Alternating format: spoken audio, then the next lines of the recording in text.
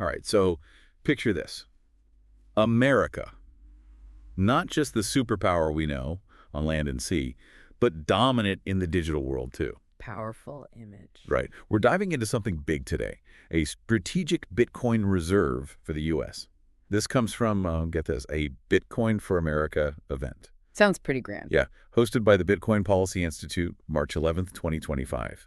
Michael Saylor, he lays out this whole argument, and it's not just, oh, buy Bitcoin. It's about what that Bitcoin could mean, for America's future, digital world, all that. I'm intrigued already. So our deep dive today, we're using excerpts from Saylor's talk, right? We're going to try to figure out, why does he think this isn't just an investment? Why is it like the key to America staying on top digitally?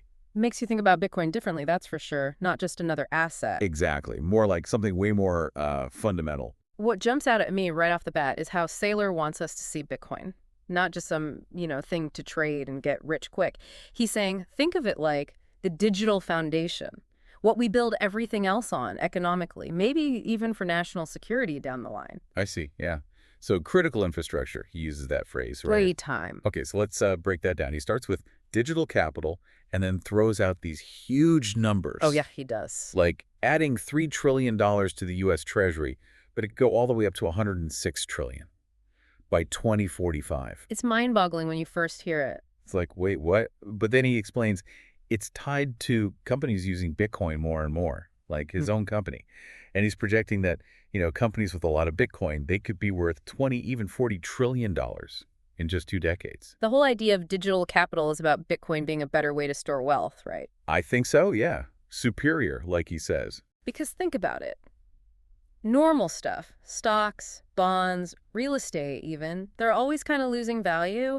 Inflation eats away at them, or you got to pay to keep them up. Maintenance, all that, yeah. But Saylor's saying Bitcoin, it's pure, digital. It fights back against those forces, like it's built to last. So when companies go for Bitcoin, he sees it as a smart move to protect their value over the long haul. Exactly. Like choosing the strongest foundation you can find to build your house on.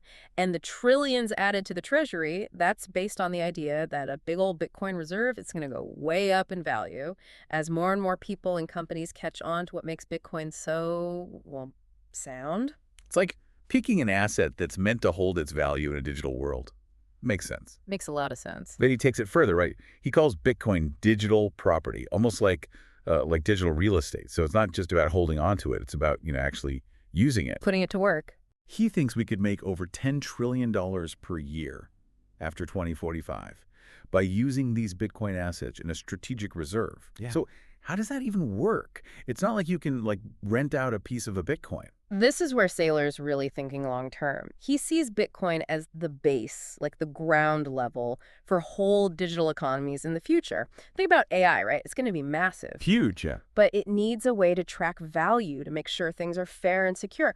That's where Bitcoin comes in, like a digital deed, proof of ownership that can't be messed with. So you'd build all these AI businesses and services on top of Bitcoin. Exactly. And those $10 trillion, that's just an idea of how much money could be flowing through this Bitcoin system once everything's up and running. Not just sitting there. It's making things happen. The fuel for a whole new kind of economy. And then he calls it a digital energy network, like a way to save and move value around the world. He mentions trillions in digital commerce using this network. Oh, yeah, it's all connected. Today, Bitcoin is mostly seen as that, a safe place to park your money digitally. Right. But the tech behind it, the blockchain, that lets you send value anywhere securely without any borders. Saylor's thinking, way down the line, this is how we'll be doing big financial stuff globally. So instead of complicated systems for international payments, we just use Bitcoin. Directly on the network, yeah. Yeah. Way faster, way safer. And this digital energy thing, that comes from how Bitcoin works. Proof of work, they call it. You need energy to secure the network to make sure nobody cheats. Like a cost of doing business, but it's actually a security feature. That's Saylor's point. You're paying for a system you can trust, globally. Interesting way to look at it. Very. And then we got to talk about security, because he calls Bitcoin a digital defense system. Like it's built to resist hacking and attacks. A wall of digital energy, he says. This is where it gets really interesting from a national security point of view, because Bitcoin isn't controlled by any one person or group. That's what makes it so tough to attack. It's like trying to fight a ghost. And The wall of digital energy. That's all the computing power protecting the network. Exactly. It'd be so expensive to try and take it over. No one could afford it. So he wants the U.S. and its allies to have a lot of that power, the hash rate, he calls it, to defend this whole system. It's like having the strongest army in the world, but for the digital realm. So it's not just about the Bitcoin itself. It's about making sure the whole network is safe. You got it. The foundation has to be strong for everything built on top of it. Okay, and then he wraps up this whole critical infrastructure idea by talking about ethical capital, immortal capital, and how Bitcoin works globally. Let's go through those. Sure. Ethical capital, meaning you really own it, right? Nobody else can mess with it. Huge difference from the financial world we know, yeah. Usually banks, brokers, they all have their hands in your money. Counterparty risk, it's called. Always a chance they screw up. Or worse. But with Bitcoin, if you have the keys, it's yours. Nobody can take it away. That's the ethical part. Direct ownership, no strings attached. And then immortal capital. He's saying Bitcoin could last, like, over 1,000 years. Yeah. Way longer than most assets. It's a long view, but it makes sense when you think about it. Stocks, bonds, real estate, they all fade eventually. Technology changes, economies crash, governments collapse. Yeah, that's true. But Bitcoin, Yeah. purely digital, no central control. As long as people keep using it, it could theoretically keep going and going, designed to outlast pretty much anything. And lastly, it's global, which is a big advantage in the world today. Absolutely. Yeah. No borders, no restrictions. Anyone with internet can use it. Doesn't matter what country you're in, what rules they have. True. Okay, so we've got the foundation. Bitcoin is this, like, multifaceted, super important piece of the future. The building blocks of a new digital world. And then Saylor, he goes on to talk about what he calls the great capital transformation. Yeah. Basically, he thinks there's going to be a huge shift in how money moves around in the 21st century. Oh, yeah, he sees a tidal wave coming. He says there's about $900 trillion in assets globally. And about half of that, so $450 trillion, it's all tied up in long-term stuff. But that stuff, it's always facing risks. Inflation, taxes becoming obsolete, all that.